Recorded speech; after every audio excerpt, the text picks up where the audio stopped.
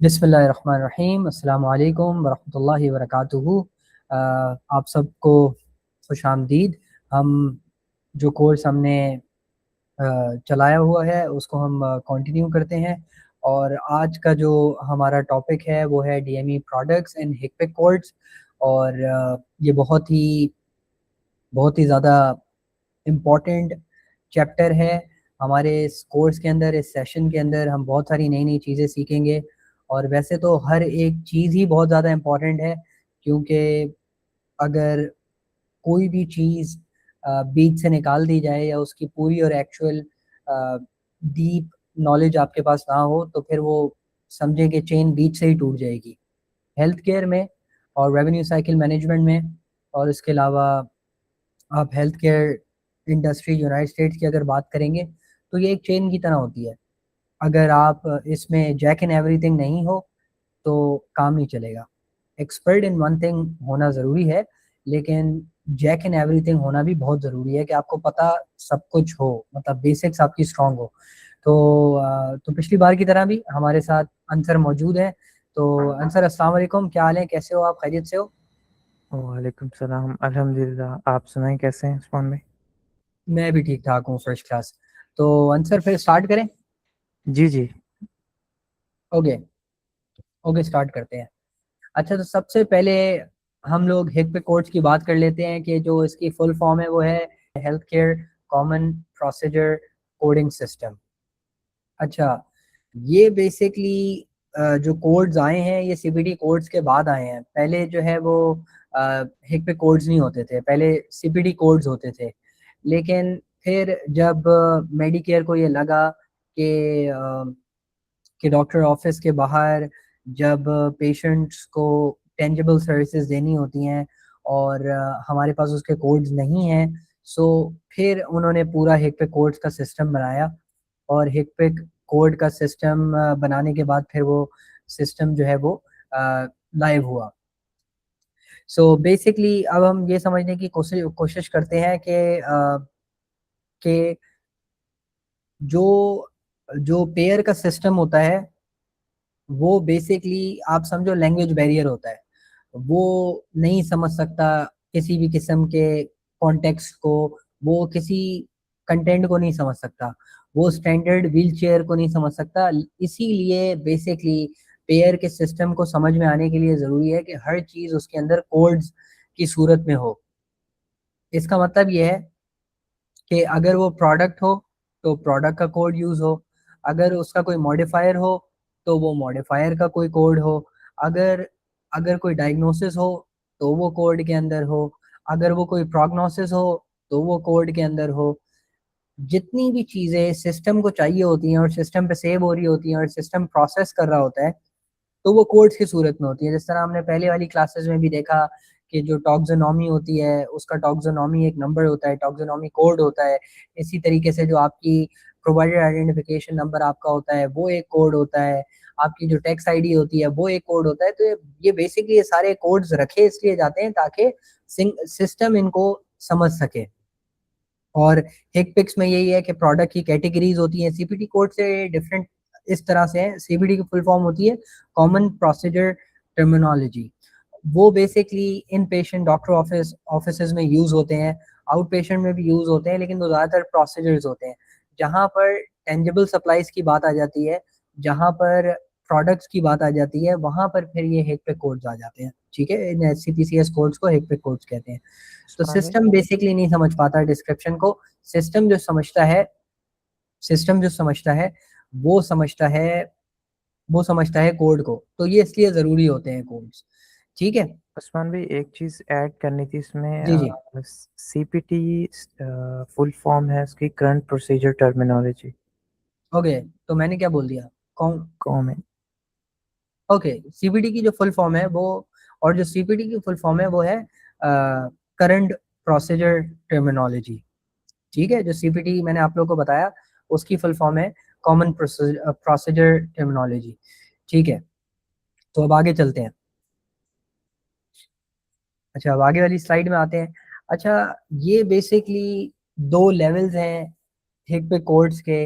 मैंने जैसा कि आपको पहले पहले भी ये बात बताई कि पहले सीपीटी कोड्स हुआ करते थे और उसके बाद फिर प्रोडक्ट कोड्स बाद में जाके 1980s में ये ऐड हुए हैं। तो जो बेसिकली जो लेवल 2 के कोड्स हैं हिकपिक, इसमें शुरू में एक लेटर होता है जो जिससे ये आइडेंटिफाई करता है कि ये किस कैटेगरी का प्रोडक्ट है, और उसके बाद 4 नंबर्स होते हैं जिनसे ये पता चलता है कि एग्जैक्ट ये कौन सा वाला प्रोडक्ट है। उसके अंदर क्लासिफिकेशंस होती हैं, तो उससे हमें मेन प्रोडक्ट के बारे में पता चलता है। ठीक है, मतलब यूएस के हेल्थ केयर में ये होता है कि कोई भी प्रोडक्ट जब मैन्युफैक्चर होता है तो एक लैब होती है, जो हम आगे जाके उस लैब का पढ़ेंगे भी, जो उस लैब के बारे में डिस्कशन करेंगे इसी स्लाइड्स में, इसी सेशन में। वो लैब बेसिकली आइडेंटिफाई करती है और वो ये देखती है कि ये वाला कोड किस हिकपिक की कैटेगरी के अंदर जाएगा और इसको कौन सा नंबर असाइन होगा। ठीक है, सो कोई भी प्रोडक्ट अगर नया मैन्युफैक्चर होता है तो उसको हिकपिक कोड दिया जाता है। अगर उसका कोई हिकपिक कोड नहीं होगा तो वो कोई भी नेशनल प्रोग्राम में नहीं आ सकता, क्योंकि नेशनल प्रोग्राम में आएगा तो जाहिर सी बात है कि फेडरल से पैसा आएगा। फेडरल से पैसा आएगा तो उनका बिलिंग सिस्टम तो एक ही है, तो बिलिंग सिस्टम तो सिर्फ कोड्स को समझता है।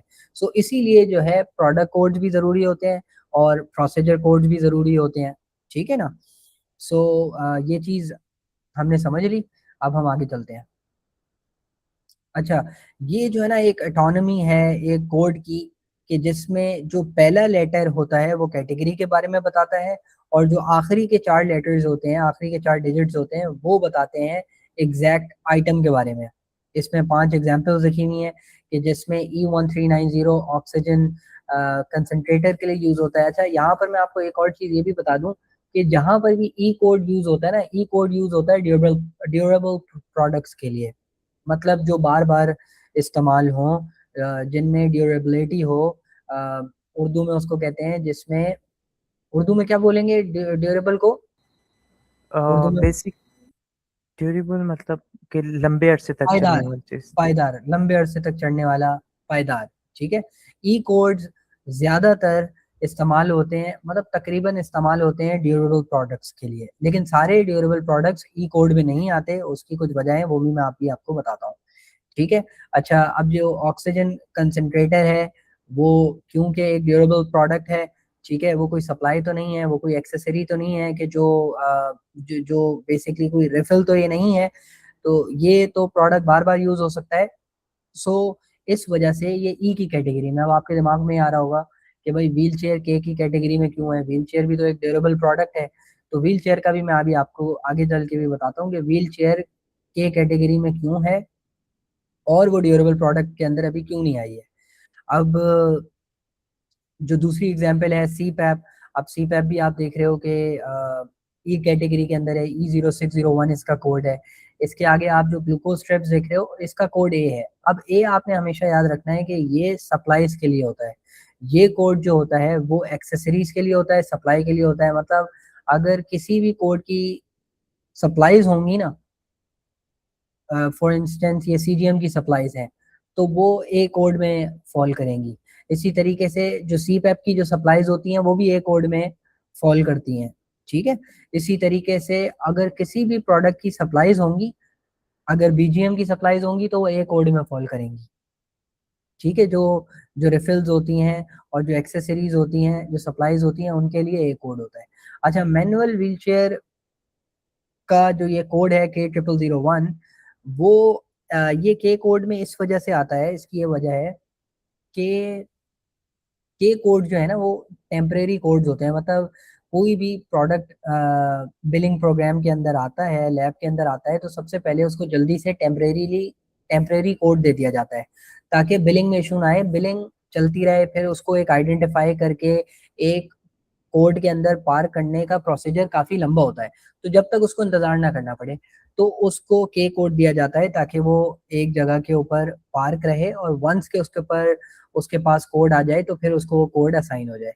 जिस तरह से आप लोगों ने पहले देखा होगा, आप लोगों में से जो लोग थोड़ी बहुत सीजीएम की बिलिंग को समझते हैं, तो आपको याद होगा कि 2023 में जो सीजीएम के कोड्स थे वो भी के कोड्स के अंदर थे। सीजीएम का जो कोड था वो भी के कोड के अंदर था। लेकिन फिर उनको बाद में ई कोड और ए कोड की, मतलब ई कोड के अंदर उसके रिसीवर को डाला गया और ए कोड के अंदर उसकी सप्लाईज को डाला गया। तो उसकी भी यही वजह थी कि सीजीएम जब अलाउ हुआ बिलिंग के लिए मेडिकेयर प्रोग्राम के अंदर, तो उसको फौरन से के कोड दे दिया गया। ठीक है, लेकिन व्हील चेयर तो, अब आपका सवाल जाहिर सी बात है जहन में ये आ रहा होगा कि व्हील चेयर अब तक क्यों नहीं आई ड्यूरेबल प्रोडक्ट्स के अंदर। उसकी वजह ये है कि एक तो व्हील चेयर के कोड्स बहुत ज़्यादा आते रहे, बिल्कुल डिफरेंट डिफरेंट टाइप्स की व्हील चेयर्स आती रहीं, और डिफरेंट कैटेगरी की व्हील चेयर्स आती गई। तो ये कोड जो है, के कोड व्हील चेयर के नाम से ही मशहूर हो गया, और अब सारी व्हील चेयर्स जो हैं वो इसी के अंदर ही फॉल करती हैं। लेकिन के कोड जो मेनली है वो टेम्परेरी प्रोडक्ट्स को पार करने के लिए होता है। और जो सारे ऑर्थोटिक्स आते हैं, सारे ऑर्थोटिक्स आते हैं वो एल कोड्स के अंदर फॉल करते हैं। और मैंने आपको पहले भी ऑर्थोटिक्स और प्रोस्थोटिक्स के बीच में फ़र्क मैंने आपको बताया था, अगर आपको याद हो। ऑर्थोटिक और प्रोस्थोटिक का फ़र्क ये होता है, ऑर्थोटिक वो होता है जो आपके जिस्म को ऊपर से सपोर्ट करे, और प्रोस्थोटिक वो होता है कि जो आपके जिस्म के अंदर के किसी हिस्से से अटैच हो।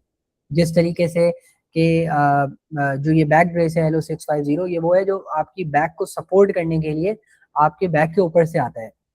लेकिन अगर किसी पेशेंट का पैर जो है वो कट गया है और उसको मसनूई पैर लगा है, तो वो फिर प्रोस्थोटिक कहलाएगा। ठीक है, क्योंकि वो आपके जिस्म के अंदर, आपकी बॉडी के अंदर से अटैच होता है वो। ठीक है, तो जो भी चीज़ अंदर चली आए, इसीलिए प्रोस्थोटिक डिवाइसेस और डिवाइसेस को कहते हैं कि जो इंटरनल जाके आपके ऑर्गन्स के अंदर जाती हैं, और जो प्रोस्थेटिक डिवाइसेस होती हैं वो हमेशा बाहर रहती हैं आपके जिस्म से। ठीक है, ये फ़र्क आपने एक याद रखना है। तो अब आगे चलते हैं।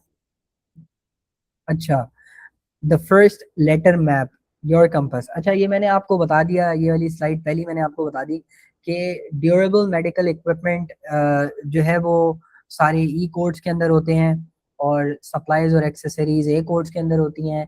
और इसके अलावा जो टेम्परेरी डीएमई पीओएस के कोड्स होते हैं वो के अंदर फॉल करते हैं। और व्हील चेयर इस वजह से है क्योंकि बहुत सारी व्हील चेयर्स आई और ये मशहूरी कोड व्हील चेयर्स की वजह से हो गया, तो इसीलिए सारी व्हील चेयर्स भी इसी में है। लेकिन हॉस्पिटल बेड आपको हमेशा ई कोड के अंदर मिलेगा। ठीक है, ऑर्थोटिक और प्रोस्थोटिक का मैंने आपको फर्क बताया, और ये बताया कि ऑर्थोटिक्स और प्रोस्थोटिक्स के जो कोड्स हैं वो हमेशा एल कोड से स्टार्ट होंगे। ठीक है, और इंटरनल एंड पेरेंट्रल न्यूट्रिशन जो होते हैं, जो फीडिंग पम्प्स और फार्मूलाज होते हैं, वो बी की कैटेगरी में फॉल करते हैं। मतलब एक लेटर जो है ना बी होगा और फिर उसके आगे नंबर्स आएंगे। ठीक है, और जो स्टेट के कोड्स होते हैं, स्टेट मेडिकेट्स के कोड्स होते हैं, वो हमेशा आप समझो कि टी से शुरू होता है।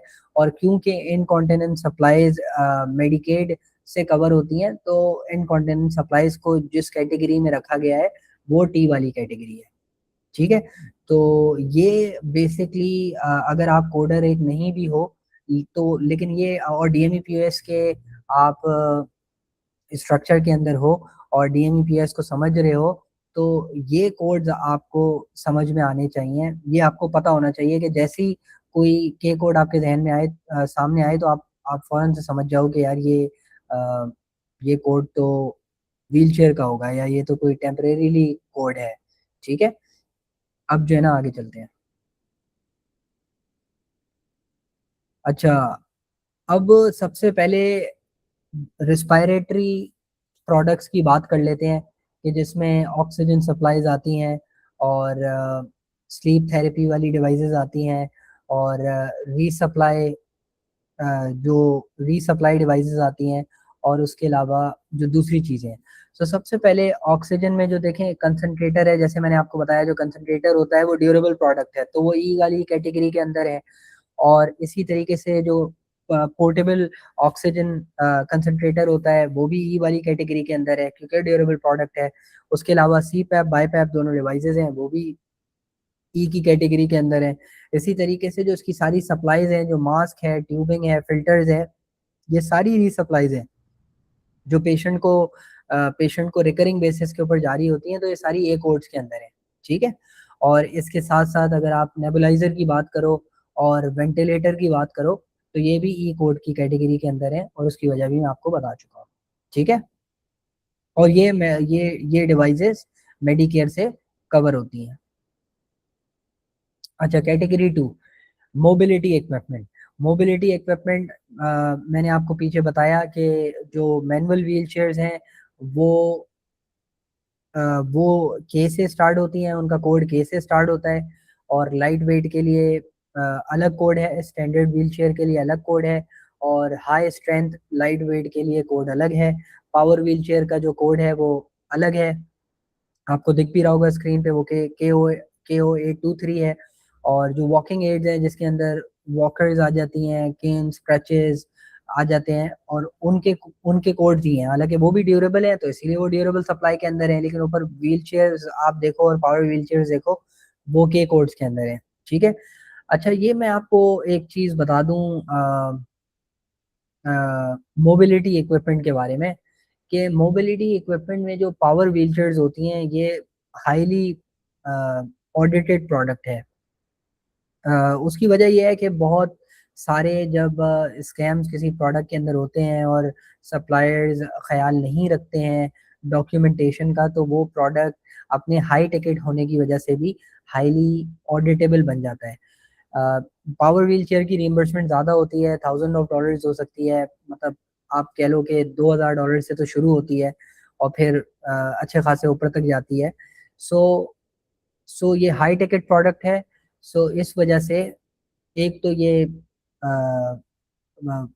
हाई ऑडिट प्रोडक्ट भी है, और इसकी मेडिकल नेसेसिटी भी जो है वो हर व्हील चेयर्स के हिसाब से अलग होती है। अच्छा, अब जो ये हिकपिक कोड्स होते हैं ना, इनको हम समझेंगे कि ये जो मैंने अभी स्लाइड आपके सामने खोली है, कि एक कोड जो है ना एलसीडी एनसीडी से भी कनेक्ट होता है, मतलब कवरेज से कनेक्ट होता है। दूसरा कि वो पेमेंट फीस स्केड्यूल से कनेक्ट होता है, मतलब हर कोड का जो फीस स्केड्यूल होता है मेडिकेयर का वो अलग होता है, ठीक है। और इसी तरीके से हर कोड के लिए उसको एलिजिबल होने के लिए कि वो कोड आप बिल कर सको और आपको रिएम्बर्समेंट मिले, उसकी डॉक्यूमेंटेशन भी अलग होती है, ठीक है।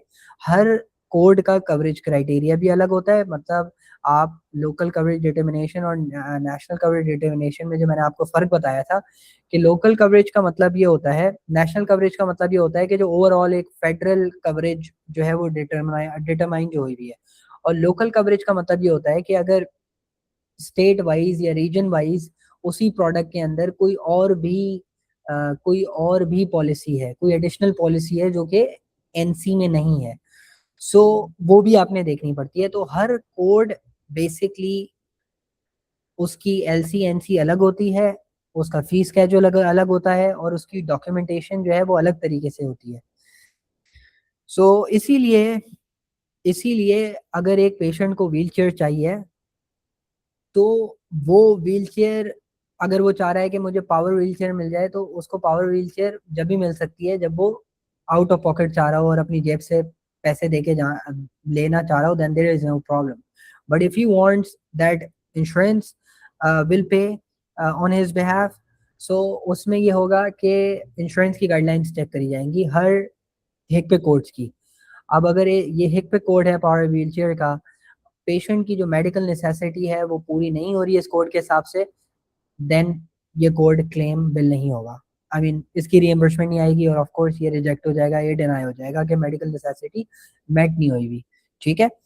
और दूसरी चीज ये है कि जो ये हाई टिकट प्रोडक्ट्स हैं, मेडिकेयर ने अब कुछ सालों से इनके ऊपर प्रायर ऑथराइजेशन लगा दी है। पहले प्रायर ऑथराइजेशन नहीं थी, लेकिन अब प्रायर ऑथराइजेशन लगा दी है। और प्रायर ऑथराइजेशन का मतलब ये होता है कि आपने प्रायर पेशेंट की कंडीशन, पेशेंट के नोट्स मेडिकेयर में फॉर्म के साथ सबमिट करने हैं, और डॉक्यूमेंट करना है कि उसको क्या मसला है, क्यों चाहिए। और अगर इंश्योरेंस को लगता है कि ये इसकी कवरेज मेट हुई भी है, आई मीन इसकी मेडिकल नेसेसिटी है, तो वो अप्रूव करते हैं या डिनाइल करते हैं। अगर अप्रूव्ड है तो आप उस जो प्रायर ऑथ का अप्रूव्ड नंबर है उसको आप अपने बिल में यूज करते हो, और अगर डिनाइड है तो ऑफ कोर्स आप उसको बिल नहीं करोगे, वो इंश्योरेंस ने डिनाई कर दिया है, ठीक है। सो पावर व्हील चेयर का ये सीन है। अब इस तरह मोटराइज स्कूटर जो होती है उसमें भी यही होता है कि उसकी भी प्रायर ऑथराइजेशन होती है। लेकिन अभी 2026 में मेडिकेयर ने एक रूल चेंज किया है और वो ये है कि जो भी सप्लायर अगर 90% प्रायर ऑथराइजेशन अप्रूव्ड का रेशो मेंटेन करता है 1 साल तक, तो उसको प्रायर ऑथराइजेशन के रूल से वो एग्जाम्प्ट है। मतलब वो प्रायर ऑथराइजेशन उसको नहीं लेनी पड़ेगी। प्रायर ऑथराइजेशन से असल में एक एक प्रोसेस एक्स्ट्रा बढ़ जाता है, जिसकी वजह से जो पेशेंट केयर है उसमें वक्त ज्यादा बढ़ता है। मतलब एक पेशेंट को व्हील चेयर चाहिए, वो हॉस्पिटल से डिस्चार्ज होने वाला है, सो प्रायर ऑथराइजेशन से 2-3 दिन 72 आवर्स तक प्रोसेस और लंबा हो जाएगा। ठीक है, पहले अप्रूवल आएगा, फिर सप्लायर शिप करेगा और शिप करने में भी टाइम लगेगा। सो प्रायर ऑथराइजेशन से आप समझो कि 2-3 दिन एडिशनल एडिशनल जो एक प्रोडक्ट की जर्नी है, एक इनटेक की जर्नी है, वो बढ़ जाती है। तो और पहले प्रायर ऑथराइजेशन नहीं थी तो जिसकी वजह से बहुत प्रॉब्लम होते थे। मेडिकेयर को लोग बिल करते थे और मेडिकेयर बिल पास कर देता था, और बाद में जब ऑडिट होता था तो पता चलता था कि भाई 50, 60, 70% तो डॉक्यूमेंटेशन ही पूरी नहीं है, प्रायर ऑथराइजेशन ही पूरी नहीं है, आई मीन कवरेज ही पूरी नहीं है, और मेडिकल नेसेसिटी पूरी नहीं है, और रीजनेबल भी नहीं है, प्रोडक्ट गया हुआ है, और इस तरह से कैश फ्लो का बहुत नुकसान होता था, मेडिकेयर के बजट को बहुत नुकसान होता था। तो मेडिकेयर ने बेसिकली ये सिस्टम बनाया है, ये रूल रखा है प्रायर ऑथराइजेशन का, ताकि वेस्टेज ना हो। ठीक है, लेकिन अब 2026 में ये नया रूल इसलिए लेकर आए हैं क्योंकि प्रायर ऑथराइजेशन में पेशेंट की केयर में बहुत इश्यूज आते थे। तो अब उन्होंने ये कर दिया है कि जो सप्लायर 1 साल तक प्रायर ऑथराइजेशन का रेशो मेंटेन करके रखेगा 90%, मतलब आपने 100 प्रायर ऑथराइजेशन सबमिट करी और 90 उसमें से अप्रूव्ड होनी चाहिए, क्योंकि आपको खुद भी पता होता है कि यार अप्रूव्ड होगी या नहीं होगी, क्योंकि सीएमएस ने अपनी सारी गाइडलाइंस अपनी वेबसाइट पे डाली हुई होती है। और आगे चल के हम ये भी पता करेंगे, वीडियोस में आपको बताऊंगा कि एआई के थ्रू बोर्ड्स बना के किस तरीके से आप प्रायर ऑथराइजेशन के फॉर्म्स बना सकते हो, प्रायर ऑथराइजेशन के टेम्पलेट्स बना सकते हो, और कवरेज चेक कर सकते हो, किस तरीके से आप उनकी स्किल्स बना सकते हो एक एक प्रोडक्ट की, और किस तरीके से जैम्स बना सकते हो उसके। सो वो हम इंशाल्लाह आगे जाके समझेंगे, लेकिन अभी मैं आपको ये बता देता हूँ कि सारी डॉक्यूमेंटेशन सीएमएस की वेबसाइट के ऊपर मौजूद है। उनके हर प्रोडक्ट की एक प्रोडक्ट आर्टिकल है, प्रोडक्ट पॉलिसी है, उसको आप देख के समझ सकते हो कि पेशेंट की क्या मेडिकल नेसेसिटी और क्या रीजनेबिलिटी है कि जिसकी वजह से आपको प्रोडक्ट देना है। यही अगर आप 90% मेंटेन करके रखते हो ऑथराइजेशन फॉर्म के साथ, so then you are exempt. But उसके बाद भी अगर आप चाहते हो कि नहीं भाई मैं प्रायर ऑथराइजेशन ही करूंगा, मैं इस एग्जाम्पशन को नहीं मानता क्योंकि कल को फिर मेरा कोई बिल डिनाई हुआ मेडिकल नेसेसिटी की वजह से, प्रायर ऑथराइजेशन से तो चलो ये होता है ना कि 90-95% क्लेम बिल ही बिल होता है, मतलब 100% होता है तकरीबन। कोई और मसला अगर आ गया वो अलग बात है। प्रायर ऑथराइजेशन के अलावा if you have a prior authorisation approved number, then bill उसकी वजह से रिजेक्ट नहीं होगा। ठीक है, सो ये एक प्रायर ऑथराइजेशन के बारे में आप बात को जो है वो समझ लो। अब हम यहाँ से आगे बढ़ते हैं। सर आपने कुछ ऐड करना है यहाँ पे? नहीं नहीं उस्मान भाई, आपने बहुत अच्छे तरीके से गाइड कर दिया और समझा दिया। ठीक है, अब बेड का मैंने आप लोगों को पहले बताया कि बेड जो है वो ई वाली कैटेगरी के अंदर है, ड्यूरेबल वाली कैटेगरी के अंदर है, इसका कोड ई से शुरू होता है। और और एक और चीज जो यहाँ पे मुझे ऐड करनी है वो ये है कि बेड जो है वो रेंटल प्रोडक्ट्स के अंदर मेडिकेयर के अंदर कैप्ड है। अच्छा, अब आप लोग याद रखना कि ज्यादातर बातें अब हम इन स्लाइड्स में मेडिकेयर की कवरेज के बारे में करेंगे, मेडिकेयर एडवांटेज की कवरेज के बारे में हम कम बात करेंगे, लेकिन उसके बारे में भी हम बात करेंगे। आप याद रखना हमेशा कि अब पहले जब हम लोग ने शुरू किया था और मैं शुरू शुरू में मैंने समझना शुरू किया था, उस वक्त मुझे याद है कि जो रेशियो हुआ करता था, मैंने शायद आपको पहले भी बताया है कि 80-20 का रेशियो हुआ करता था, कि मतलब मार्केट 80% जो है ना traditional Medicare, Medicare FFS, original Medicare की थी। मतलब 100 में से 80 पेशेंट्स के पास जो है ना वो ओरिजिनल ट्रेडिशनल मेडिकेयर हुआ करता था, और 20% के पास जो है ना मेडिकेयर एडवांटेज हुआ करता था। ठीक है, लेकिन अब ऐसा है कि 50 और 50 की मार्केट है।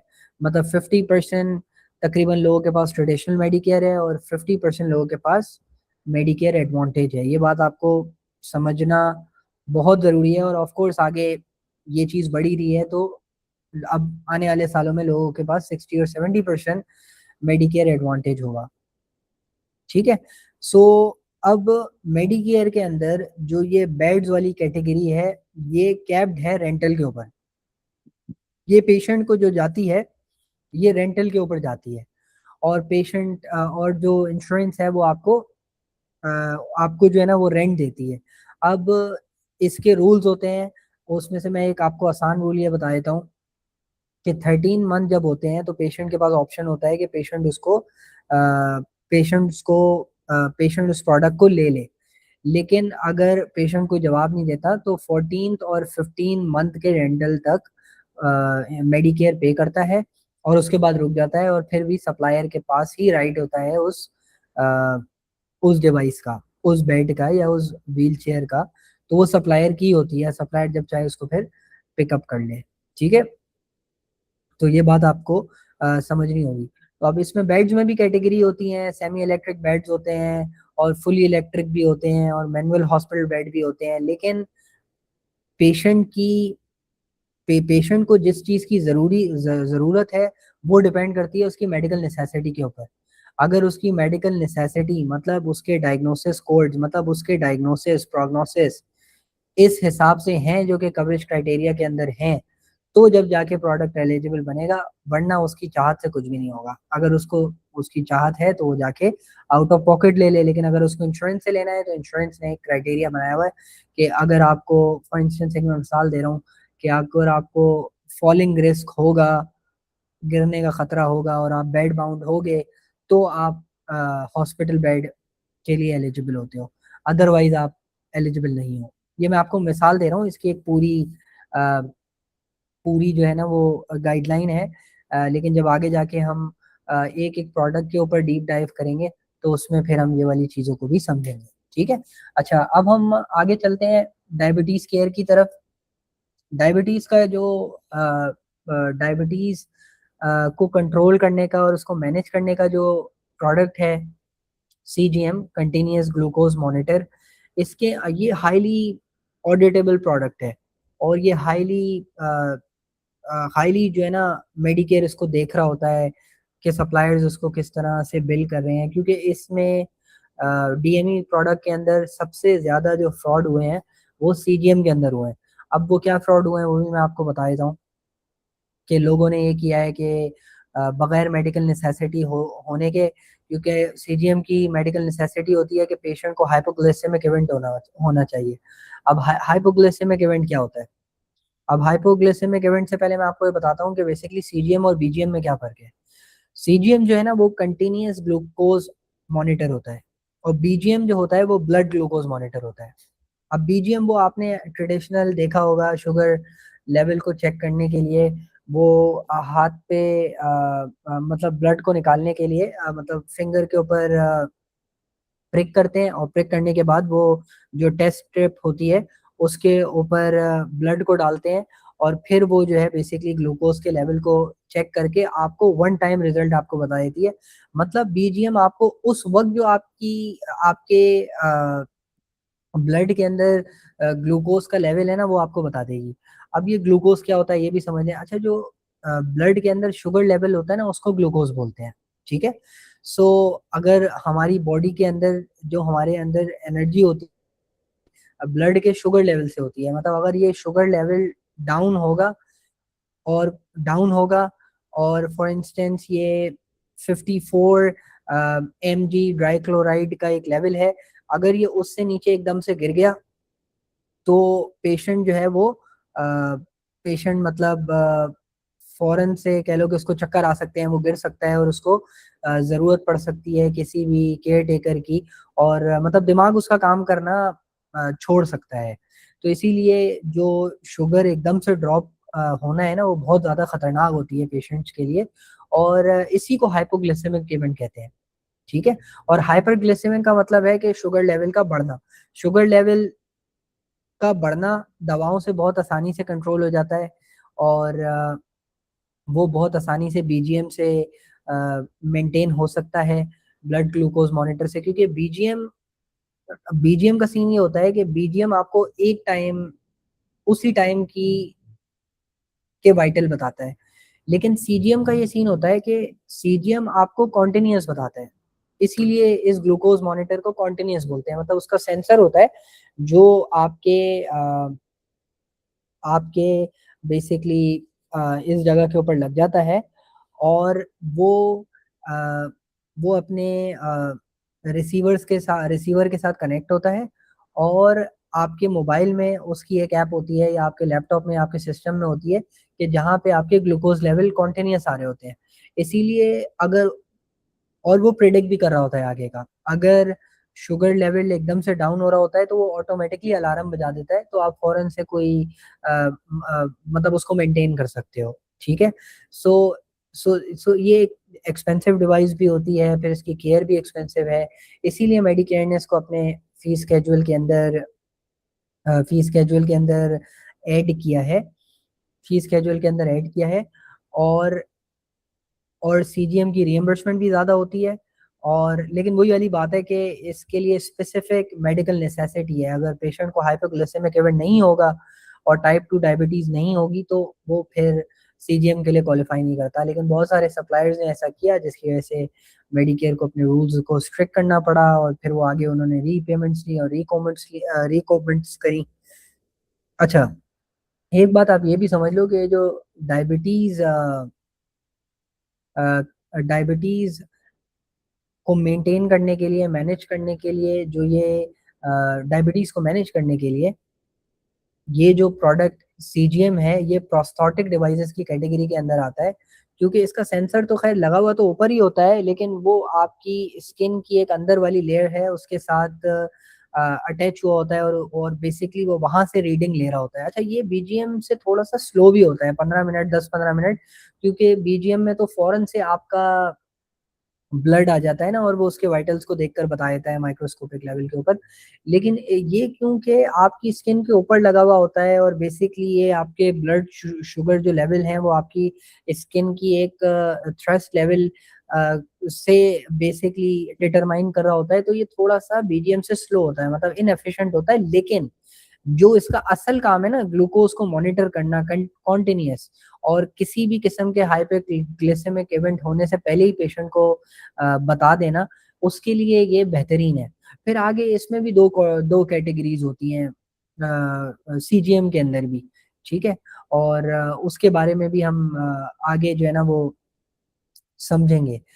लेकिन अब जाहिर सी बात है कि मेडिकेयर ने इसको, आप कह लो कि जो हाइपोग्लिसेमिक वाले पेशेंट हैं उनके लिए मैंडेटरी किया हुआ है, क्योंकि उससे उनके आगे के खर्चे बचेंगे।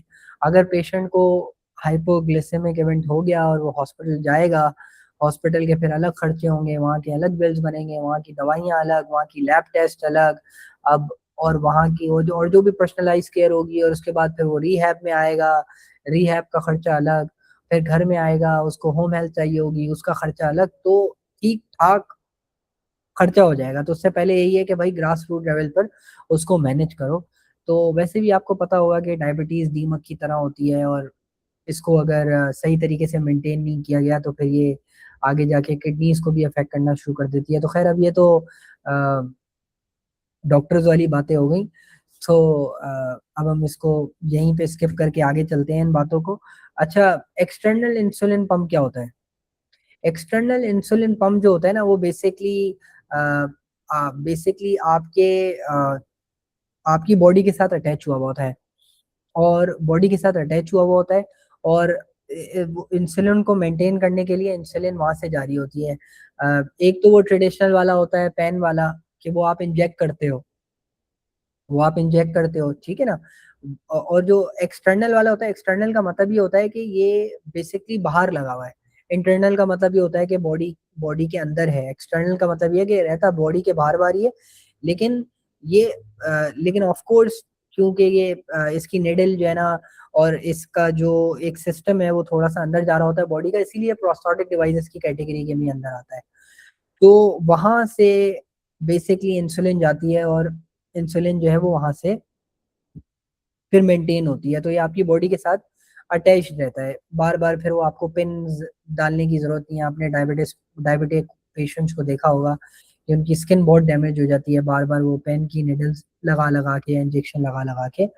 और तो बेसिकली ये एक्सटर्नल इंसुलिन पंप जो होता है वो इस चीज़ के लिए होता है।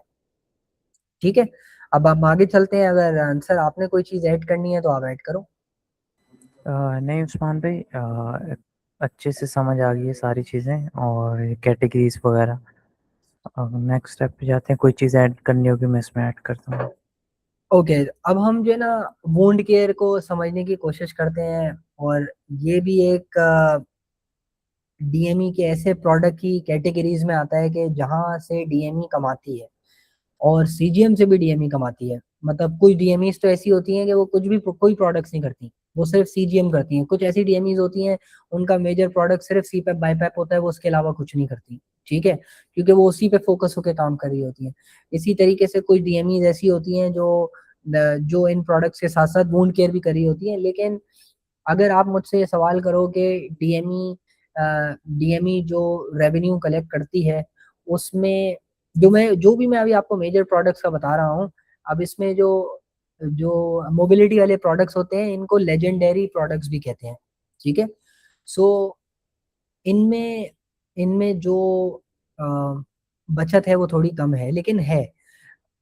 और उसमें एक दो टेक्निक्स भी होती हैं एड ऑन। अगर अगर अगर आप पेशेंट को दे रहे हो, अपसेल कर रहे हो पेशेंट के साथ आउट ऑफ पॉकेट, तो उसमें जो है वो पैसे बच जाते हैं कि अगर आप बास्केट उनको दे दो, या कोई बैग जो अटैच हो सकता हो मोबिलिटी इक्विपमेंट के साथ, मतलब पाउच जैसा, उसको आप आउट ऑफ पॉकेट बिल कर सकते हो पेशेंट को, क्योंकि वो कवर्ड नहीं होता।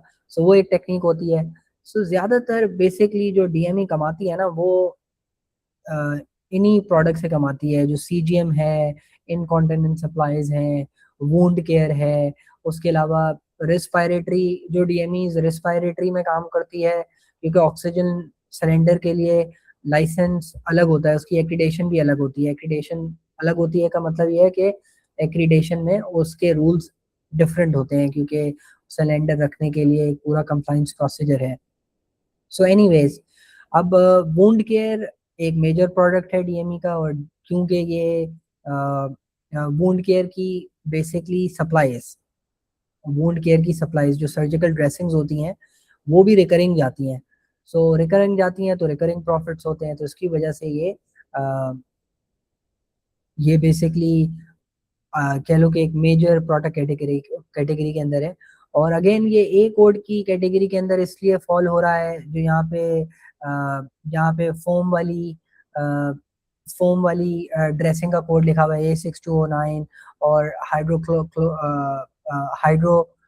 कोलाइड A6234, उसके अलावा हाइड्रोजल 8A6245, क्योंकि ये सारी सप्लाईज हैं, इस वजह से ये ए वाले कोड्स के अंदर फॉल कर रही हैं। उसके अलावा जो नेगेटिव प्रेशर वुंड थेरेपी होती है, एनपीडब्ल्यू एनपीडब्ल्यूटी, ये क्योंकि ये क्योंकि पंप है, तो इस वजह से ये ई कैटेगरी के अंदर फॉलो हो रहा है, E2402। ठीक है, और अब वुंड केयर में बेसिकली मैं आपको एक और चीज भी बता दूं, इसमें जो है ना वो कोड आपको पिक करना पड़ता है पेशेंट के वुंड की साइज और कंडीशन को देखकर।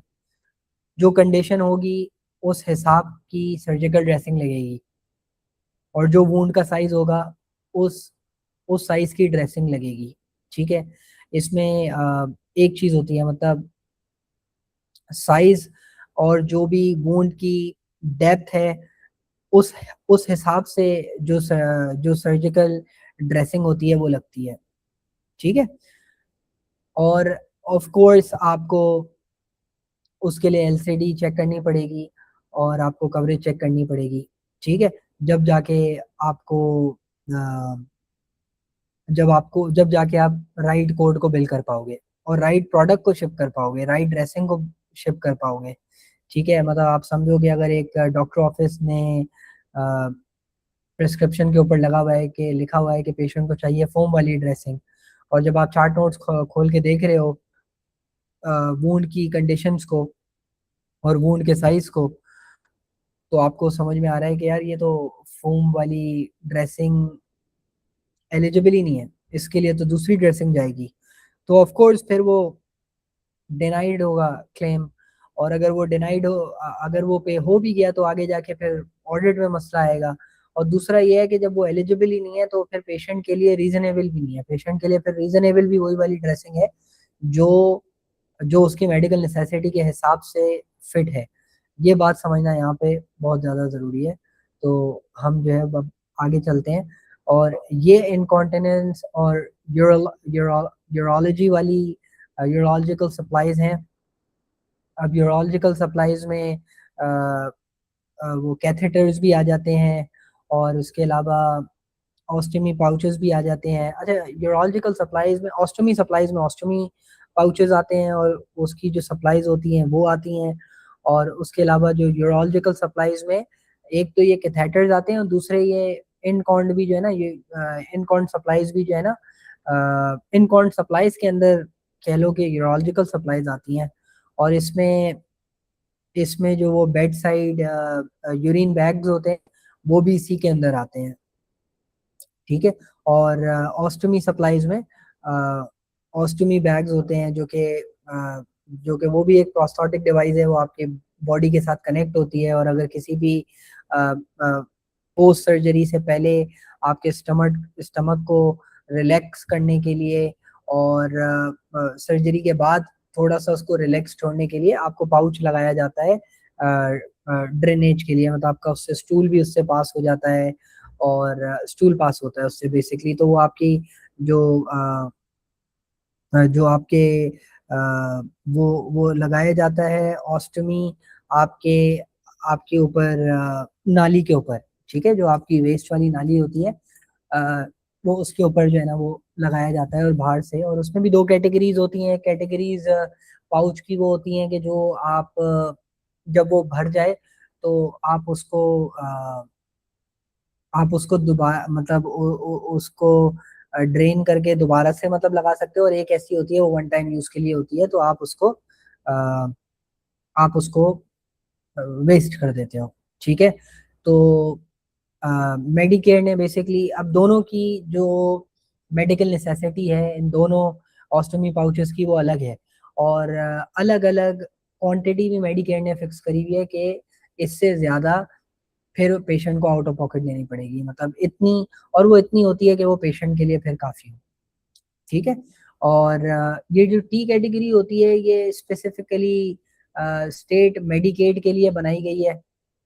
तो अब डायपर्स जो है ना वो बेसिकली नहीं होता, वो डेली रूटीन के प्रोडक्ट में आ जाता है। वो मतलब आपकी कोई मेडिकल कंडीशन को ट्रीट करने के लिए एब्जॉर्बेंट सप्लाईज, ये डायपर्स, ब्रीफ्स और पैड्स यूज नहीं होते।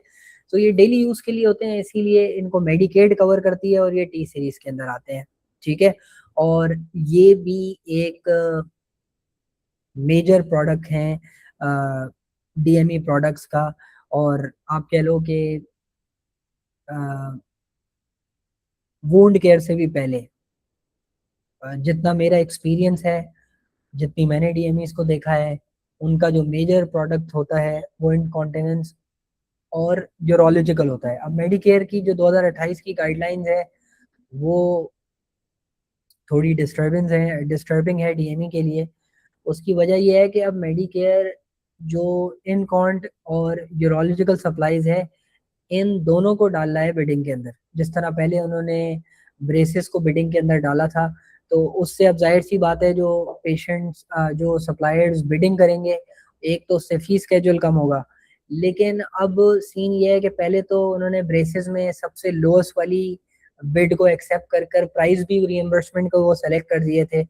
लेकिन अब ऐसा नहीं होगा। अब ऐसा होगा कि अब उन्होंने पॉलिसी बनाई है कि जो प्राइस होंगे ना वो 75th वाली बिड के अप्रूव होंगे, लेकिन ऑफ कोर्स लोएस्ट बिड वाला जीतेगा। और अब कोई एक बिड विनर नहीं होगा, bid winners basically different different reasons में डिफरेंट डिफरेंट होंगे।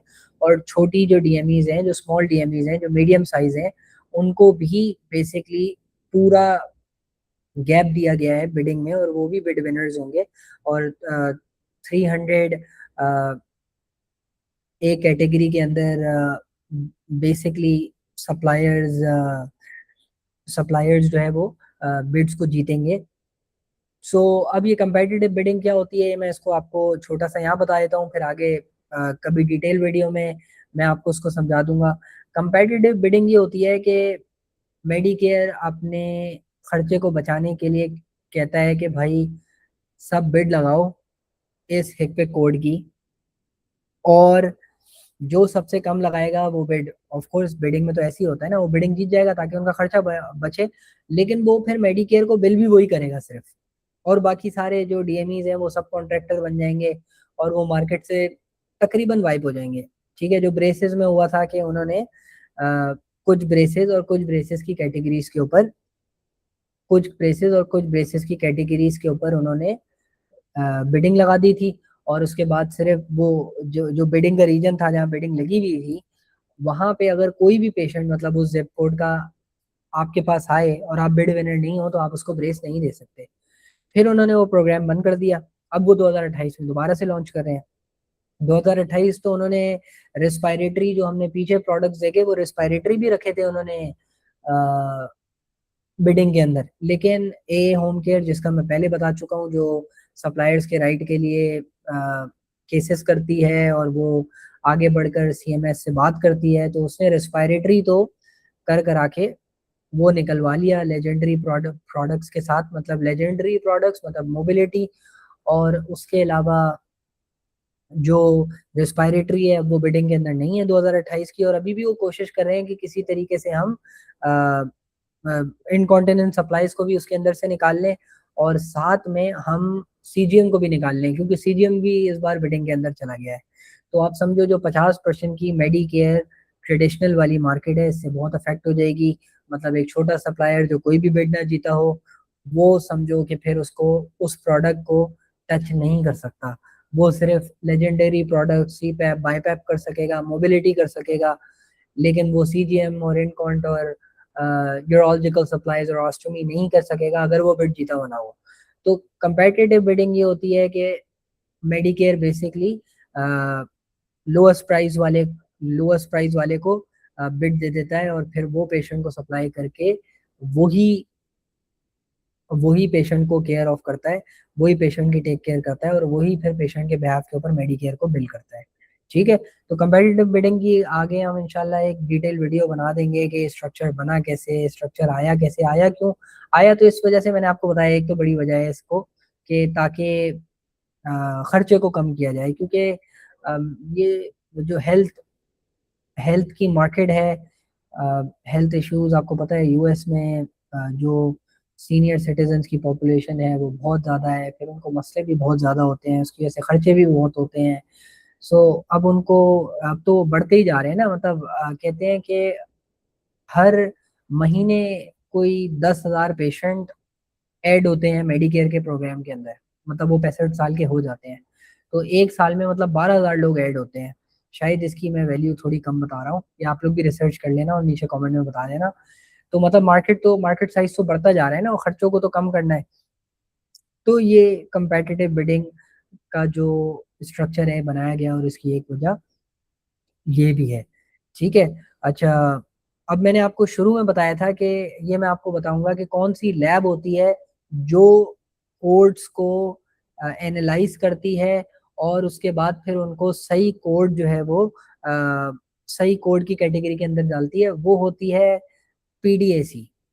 ठीक है, pricing data analysis and coding contractor, ये सीएमएस का कोडिंग कॉन्ट्रैक्टर है। ठीक है, ये बेसिकली हिकपिक कोड की प्राइसिंग को सेलेक्ट करता है, और डेटा को एनालाइज करता है, और उसके अलावा पूरी कोडिंग को देखते हुए हिकपिक कोड के अंदर सही जगह देता है, सही जगह देता है उस कोड को। ठीक है, उस कैटेगरी और उस क्लासिफिकेशन उस कैरेक्टरिस्टिक्स के अंदर। अच्छा, इसकी एक मिसाल है, जिस तरह आपका एक प्रोडक्ट है, आपने न्यूली डेवलप किया, तो और आप मेडिकेयर के प्रोग्राम के अंदर गए कि आप वो पेशेंट को दो, ताकि मेडिकेयर मतलब आपने एक प्रोडक्ट बनाया, और आप मेडिकेयर के पास गए और आपने कहा कि ये प्रोडक्ट होना चाहिए जो कि रीएम्बर्स आप करो, क्योंकि इससे पेशेंट की केयर बहुत अच्छी होगी और आपके बहुत सारे आगे के जो खर्चे हैं वो आपके बचेंगे। तो मेडिकेयर ने कहा, एनालाइज किया, उन्होंने बोला ये प्रोडक्ट तो बहुत अच्छा है, कि ठीक है चलो हम इसको प्रोग्राम के अंदर लेते हैं। तो वो पीडीएसी क्या करेगा, सबसे पहले तो एक टेम्परेरी कोड निकाल देगा उसका, और वो के कोड के अंदर चला जाएगा कि जहाँ पे अभी व्हील चेयर्स हैं, ठीक है, वो वहां चला जाएगा। और फिर एक पूरा प्रोसीजर है, उस पूरे प्रोसीजर के बाद वो कोड क्या होगा कि के कोड से हटकर, अगर वो ड्यूरेबल कोड होगा तो ड्यूरेबल की कैटेगरी में चला जाएगा, अगर सप्लाई होगी सप्लाई की कैटेगरी में चली जाएगी, अगर प्रोस्थेटिक और ऑर्थोटिक होगा तो वेल कोड के अंदर चला जाएगा, ठीक है। तो इस तरह से ये प्रोसीजर होगा। अच्छा, अब दूसरी चीज आप ये समझ लो कि हिप पे कोड जो है ना, हर जनवरी और जुलाई को, मतलब कुछ लिस्ट से बाहर होते हैं, कुछ लिस्ट के अंदर आते हैं, कुछ की मेडिकल नेसेसिटी अलग होती है। तो जनवरी और जुलाई को जो भी आप मेजर प्रोडक्ट कर रहे हो ना, जनवरी और जुलाई के अंदर अगर उसका कोई नया डॉक्यूमेंट आ रहा है, मतलब उसकी नई नई पॉलिसी ऐड हो रही है एक प्रोडक्ट के अंदर के, अब ये एलिजिबल होने के लिए ये मेडिकल नेसेसिटी भी जरूरी है, तो जनवरी और जुलाई में आप उसको जरूर चेक करो, क्योंकि जनवरी और जुलाई में डीएमईपीओएस के अंदर हेक्पिक कोड्स की पॉलिसीज जो है ना वो साल में 2 बार चेंज होती हैं। लेकिन ऑफ कोर्स हर प्रोडक्ट की नहीं होती, कुछ की एडिशनल आई है तो वो चेंज होती है। सीजीएम की और जो कुछ प्रोडक्ट्स जो बहुत ज्यादा रनिंग होते हैं उनकी ऊपर नीचे होती रहती है। और जो ड्रग्स होती हैं, जो दवाइयाँ होती हैं, जिसका इंशाल्लाह एक डिटेल कोर्स कुछ महीने बाद शुरू होगा जब ये खत्म हो जाएगा, वो जो है ना क्वार्टरली, साल में क्वार्टरली जो है ना बेसिकली वो उसकी आ, वो ऐड होते रहते हैं, उसके कोड्स और उसकी रेगुलेशंस कोड्स की वो चेंज होती रहती हैं, ठीक है। अब हम आगे बढ़ते हैं। अगर आपने यहाँ कोई ऐड करना है, लोग भूल ना जाए कि आप भी कॉल पे हो। नहीं नहीं उस्मान भाई, मुझे बस एक चीज़ में ऐड करना था, वो इनकॉन्टिन्यूस सप्लाईज में, क्योंकि कुछ हर स्टेट का मेडिकेट का अलग अलग रूल होता है, तो अभी कुछ स्टेट में प्रायर ऑथराइजेशन रिक्वायर्ड कर दिए, क्योंकि पहले इनकॉन्टिनेंस पे प्रायर ऑथराइजेशन रिक्वायर्ड नहीं थी। तो इसी वजह से, क्योंकि ज़्यादातर अब डीएमईज, कुछ डीएमईज जो हैं वो ज़्यादातर इनकॉन्टिनेंस पे काम करते हैं, क्योंकि उसकी रिएम्बर्समेंट अच्छी है, क्योंकि वो हर मंथ जाती है सप्लाईज। तो इसी वजह से अब कुछ स्टेट्स में प्रायर ऑथराइजेशन रिक्वायर्ड कर दिया है, और मेडिकल नेसेसिटी भी बहुत स्ट्रॉन्ग कर दी है। हाँ बिल्कुल, बिल्कुल सही जो है ना चीज़ आपने रेस करी।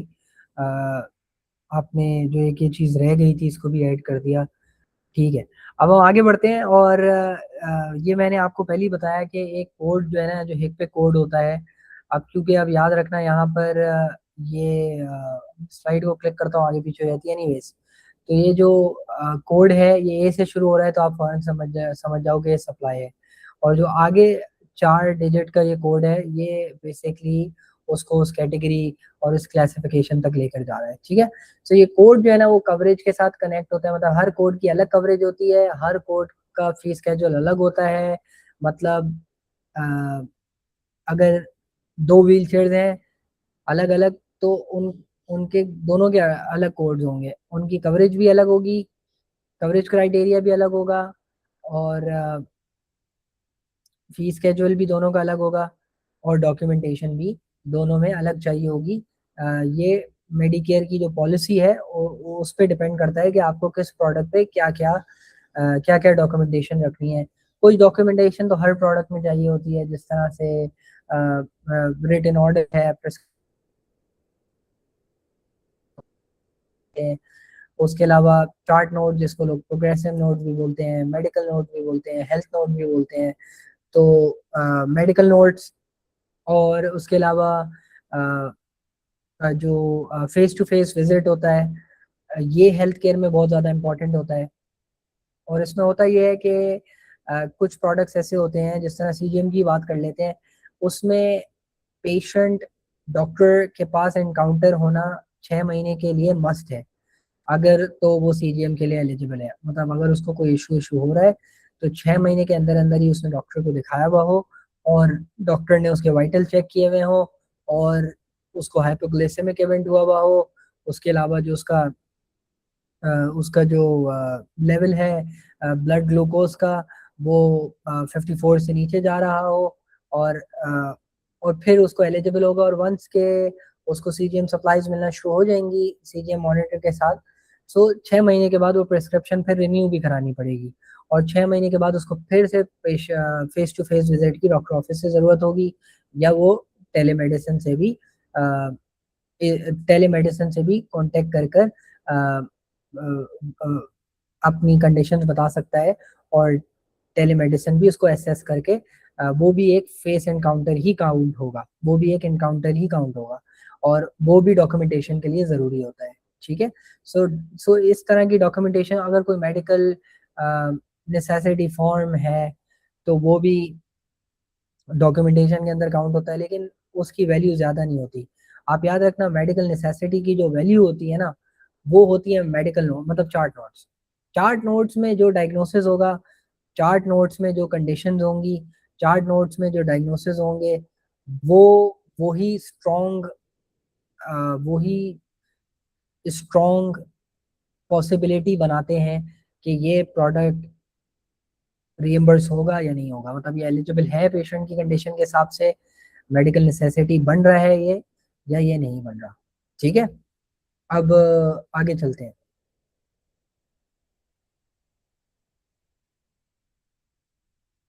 मॉडिफायर्स, अच्छा ये मॉडिफायर्स जो है ना बहुत ज़्यादा इंपॉर्टेंट है, मतलब एक कोड आप समझो कि इनकम्प्लीट है मॉडिफायर के बिना। कोड जो है ना, वो हिकपिक कोड्स के भी मॉडिफायर्स होते हैं, जिस तरीके से डायग्नोसिस कोड्स के मॉडिफायर्स होते हैं, इसी तरीके से हिकपिक कोड्स के भी मॉडिफायर्स होते हैं, सीपीडी कोड्स के भी मॉडिफायर्स होते हैं। अच्छा, जो हिकपिक कोड्स के मॉडिफायर्स होते हैं ना, ये समझो कि कोड से अलग नहीं होते हैं, कोड के साथ ही होते हैं, बहुत ज़्यादा इंपॉर्टेंट होते हैं, क्योंकि अगर आपने इनका ख्याल नहीं रखा और सही तरीके से क्लेम फॉर्म पे ये अटैच नहीं हुए तो क्लेम डिनाई होगा, या आगे वाले क्लेम्स में इशू आ जाएगा। ठीक है, सो इसमें जिस तरह ये जो के एक्स मॉडिफायर है, ये इसलिए होता है, के एक्स मॉडिफायर इसलिए होता है कि जितनी भी पॉलिसी रिक्वायरमेंट है पेयर की, वो और जो डॉक्यूमेंटेशन है वो पूरी तरीके से मैच हो चुकी है। ठीक है, और जीए मॉडिफायर जो होता है वो इसलिए होता है कि एबीएन ऑन फाइल, एबीएन का मतलब क्या है, advance beneficiary notice. Advance beneficiary notice होता है इसलिए कि आपको पता है कि ये पेशेंट की मेडिकल नेसेसिटी पूरी नहीं हुई भी, और बिल रिजेक्ट होने के चांसेस हैं, इसीलिए आप एबीएन फॉर्म पेशेंट से साइन करा लेते हो कि अगर इंश्योरेंस ने रिजेक्ट किया, so then you are the one who is going to pay. ठीक है, तो वो पेशेंट पे करेगा। तो एडवांस बेनिफिशियरी नोटिस इसलिए होता है, पेशेंट से साइन कराना होता है कि अगर इंश्योरेंस से पे नहीं किया तो आप करोगे पे। ठीक है, और जीजेड जो मॉडिफायर यूज होता है, वो होता है एक्सपेक्टेड डिनायल विदाउट एबीएन, मतलब वो आपको पता होता है कि जो है ना डिनायल एक्सपेक्टेड है, और उसमें एबीएन आपने अभी पेशेंट से नहीं लिया है और एबीएन फॉर्म नहीं है। ठीक है, एनयू मॉडिफायर यूज होता है न्यू प्रोडक्ट के लिए, क्योंकि डीएमई प्रोडक्ट में रेंटल वाले प्रोडक्ट भी बिल होते हैं और यूज्ड वाले भी प्रोडक्ट बिल होते हैं, तो न्यू का मतलब ये है कि वन टाइम बिल होगा। ठीक है, न्यू परचेज के ऊपर बिल होगा, कोई रेंटल नहीं। आर मॉडिफायर का मतलब ये है कि ये रेंटल के ऊपर बिल होगा। यूई का मतलब है कि यूज्ड है, मतलब ये वो व्हील चेयर है जो एक पेशेंट के पास से आ चुकी है, उसका रेंटल पूरा हो गया था और अब ये दूसरे पेशेंट को जा रही है, ये यूज्ड है। ठीक है, और हाँ इसमें बचत होती है, मोबिलिटी में इस तरह बचत होती है कि आपके में मतलब आपने रेंटल पे 100 पेशेंट्स को दी व्हील चेयर, और उसके बाद 20-30 पेशेंट से वापस आ गई व्हील चेयर, क्योंकि उनके रेंटल पूरे हो गए थे और पेशेंट ने वापस कर दी 13 मंथ के अंदर अंदर। तो फिर वो आप यूज्ड की कैटेगरी के अंदर दूसरे दूसरे जो है ना पेशेंट को दे सकते हो। ठीक है, आरटी और आईएलटी का मॉडिफायर यूज होता है राइट साइड के लिए, और एलटी का होता है लेफ्ट साइड के लिए, मतलब अगर आप ब्रेस दे रहे हो तो आरटी यूज करोगे तो this is for right knee, और एलटी इज फॉर लेफ्ट, मतलब फिर आप ऑफ कोर्स उससे पहले कोड होगा ब्रेस का, नी का या एंकल का या रेस्ट का, और आरटी बताएगा कि ये राइट का है या लेफ्ट का है। के एच के आई और के जे ये जो है ना रेंटल मंथ्स के हैं। अब इसमें क्या होता है कि पहले मंथ में आप यूज करते हो के एच वाला मॉडिफायर, उसके बाद 3 मंथ तक यूज करते हो दूसरा, और उसके बाद फिर एंड तक आप यूज करते हो के जे वाला मॉडिफायर। ठीक है, ये इस चीज के लिए होते हैं। ये मॉडिफायर्स बहुत ज्यादा इंपॉर्टेंट है, कोई भी missing modifier is equals to denial. ये आपको याद रखना है कि अगर आप मॉडिफायर सही नहीं लगा रहे या के एक्स मॉडिफायर का गलत इस्तेमाल कर रहे हो, के एक्स मॉडिफायर का गलत इस्तेमाल करना ये ये गलत बात है और ये क्राइम है कि अगर पॉलिसी रिक्वायरमेंट्स और डॉक्यूमेंटेशन पूरी नहीं हुई, आप के एक्स मॉडिफाइड नहीं लगा सकते।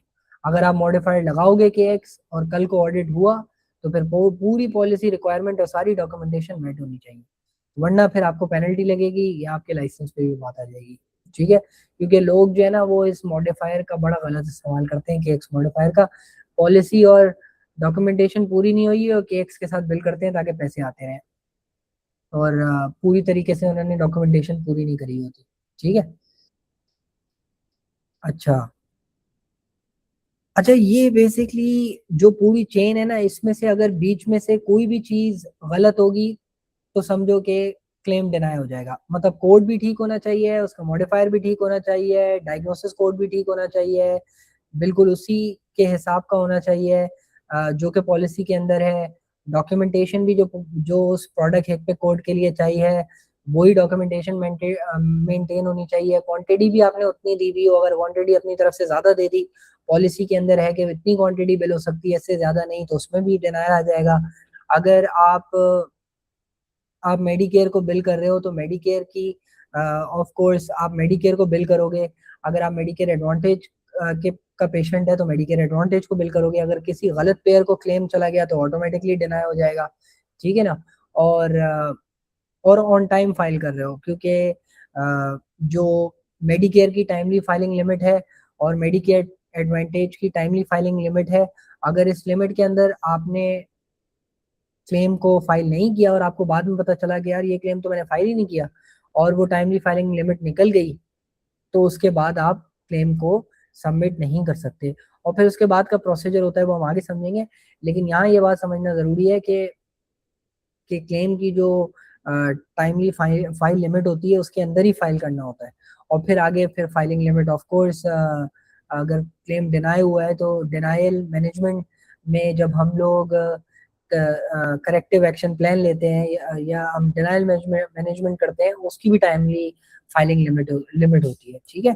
और फिर अपील्स के भी जो 5 लेवल होते हैं उसको भी हम आगे समझेंगे कि फर्स्ट लेवल क्या होता है, सेकंड लेवल ऑफ अपील क्या होती है, एएलजे एएलजे किस लेवल के ऊपर आता है, किस लेवल के ऊपर कितने कितने का क्लेम होना चाहिए, जब जाके आप किस लेवल के ऊपर अपील कर सकते हो। क्योंकि तो एक लेवल एक लेवल थर्ड लेवल और फोर्थ लेवल पे आपको जाने के लिए आपके क्लेम की अमाउंट भी स्ट्रांग होनी चाहिए। मतलब छोटे प्रोडक्ट्स हैं उसके लिए आप आगे लेवल्स के ऊपर जाके अपील नहीं कर सकते हो।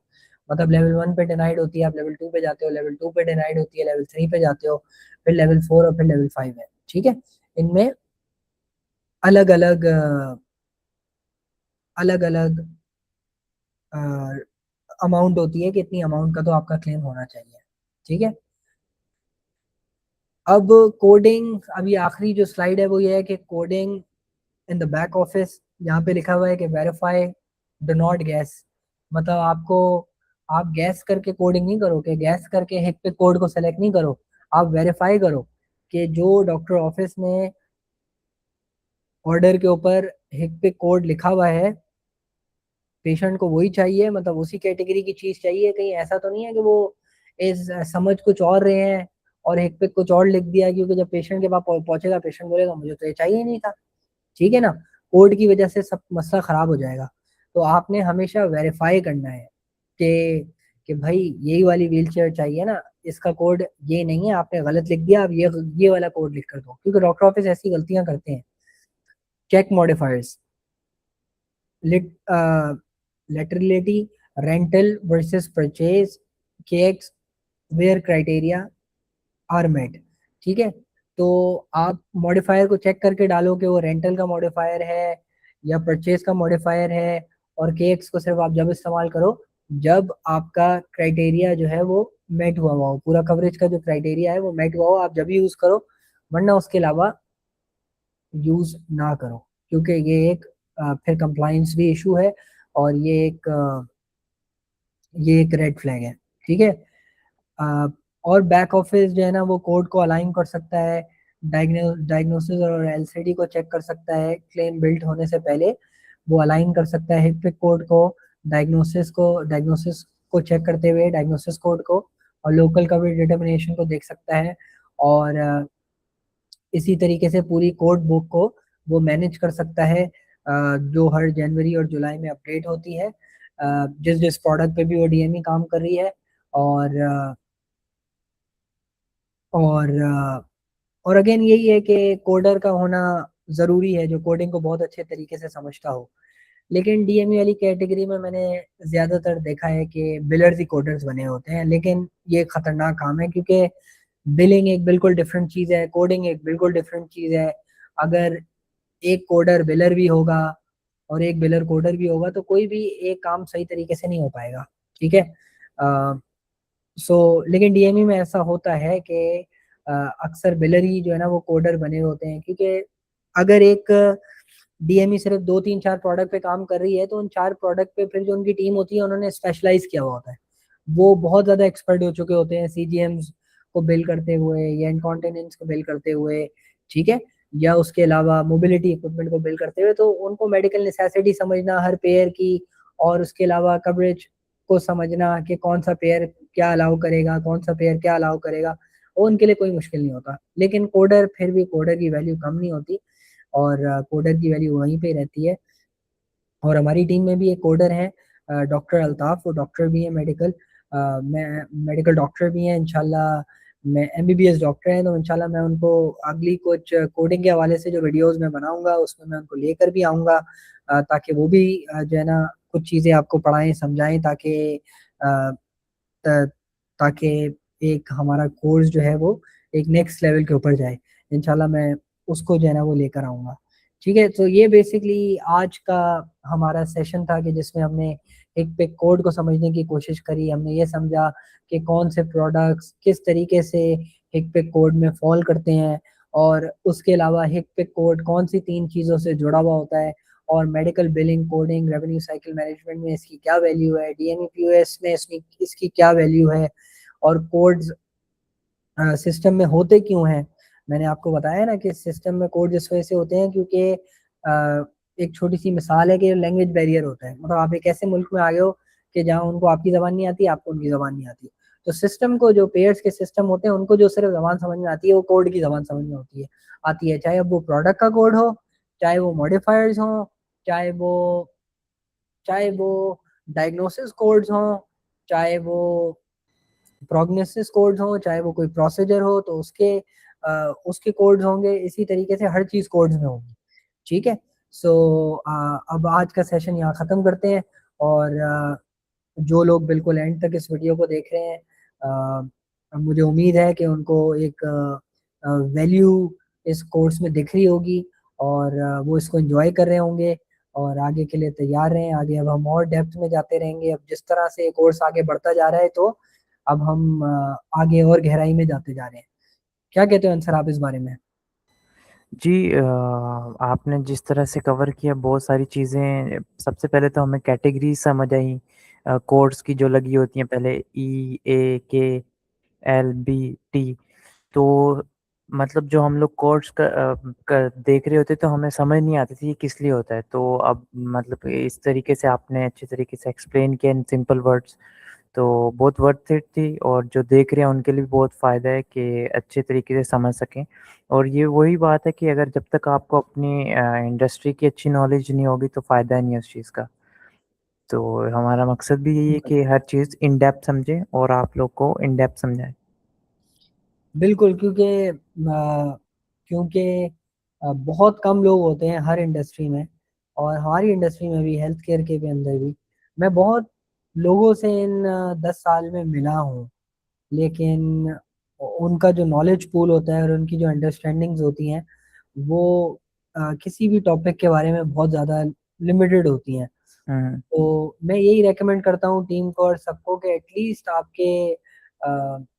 आपके वर्क फ्लो के अंदर 1 से 1.5 घंटा जो होता है ना वो आपकी रिसर्च का होना चाहिए, कि जहाँ आप नई नई चीज़ों को समझो और बेसिक्स को और स्ट्रॉन्ग करो। हुँ, क्योंकि हुँ, जितनी ज़्यादा आपकी बेसिक्स अच्छी होंगी, जितना ज़्यादा आप इंडस्ट्री को समझ सकते हो, उतने अच्छे आप डिसीजंस ले सकते हो। जितने अच्छे आप डिसीजंस ले सकते हो, उतने अच्छे लेवल के ऊपर आप काम कर सकते हो, और हुँ। जितने अच्छे लेवल के ऊपर आप काम करते हो उतने अच्छे आप पैसे बना सकते हो। सो यस, इसमें बहुत मेहनत की ज़रूरत है और चीज़ों को अच्छे तरीके से समझने की ज़रूरत है। तो मेरे ख्याल से अब यहीं पे ख़त्म करते हैं और इंशाल्लाह नेक्स्ट सेशन हम फिर जल्द से जल्द स्टार्ट करेंगे। आप लोग का कोई भी सजेशन हो तो कमेंट बॉक्स में आप लोग हमें बता सकते हो। और मैं ये कभी भी चैनल पे मुझे नहीं लगता कि मैं कहूँगा कि आप लाइक सब्सक्राइब और शेयर करो, क्योंकि ये प्योरली जो ये वीडियोस हैं और ये सेशन है संजीदा लोगों के लिए हैं जो वाकई में इस इंडस्ट्री को समझना चाहते हैं और इसमें एक्सेल करना चाहते हैं। ये उन लोगों के लिए है और मुझे ऑफ कोर्स मुझे पता है कि मार्केट ऑलरेडी बहुत छोटी है। तो आप लोग अगर चैनल को किसी तरह प्रमोट करना चाहो तो आप लोग कर सकते हो। लेकिन अब तक के लिए इतना ही। जज़ाकल्लाह खैर। अस्सलाम वालेकुम वरहमतुल्लाह।